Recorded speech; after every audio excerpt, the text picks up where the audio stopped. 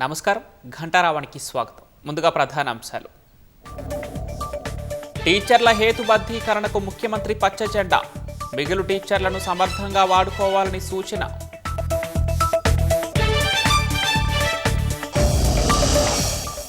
పురపోరుకు సన్నద్ధమైన అధికార విపక్షాలు.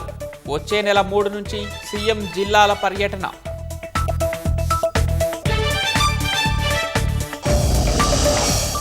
నల్గొండ జిల్లా మిర్యాలగూడ బైపాస్ వద్ద రోడ్డు ప్రమాదం. సిమెంట్ ట్యాంకర్ను ఢీకొట్టిన డీసీఎం వాహనం, 3 మృతి.